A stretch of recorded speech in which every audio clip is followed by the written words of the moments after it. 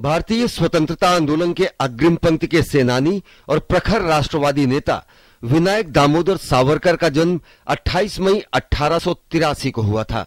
हिंदू राष्ट्र की राजनीतिक विचारधारा को विकसित करने का बहुत हद तक श्रेय वीर सावरकर को जाता है। वे न सिर्फ स्वाधीनता संग्राम के एक तेजस्वी सेनानी थे, बल्कि एक महान क्रांतिकारी, चिंतक, लेखक, कवि, ओजस्वी वक्ता और दूरदर्शी राजनेता थे।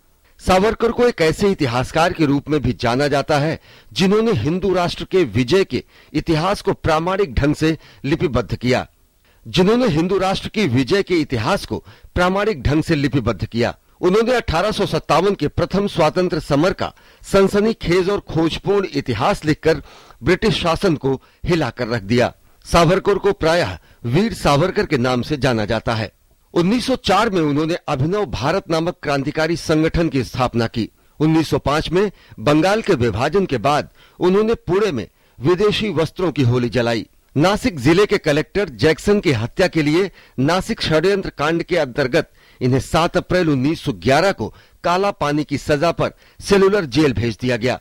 सावरकर 4 जुलाई 1911 से 21 मई 1921 तक पोर्ट ब्लेयर जेल में रहे।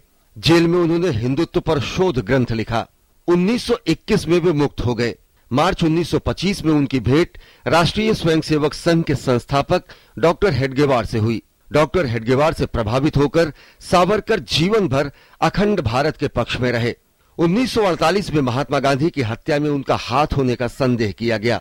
इतनी मुश्किलों के बाद भी वे नहीं झुके और उनका देश प्रेम का जज्बा बरकरार रहा और अदालत ने उन्हें तमाम आरोपों से बरी कर दिया।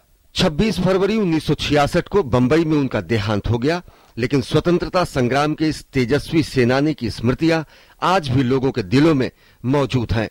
Shrish Chandra Singh, DD news, Delhi.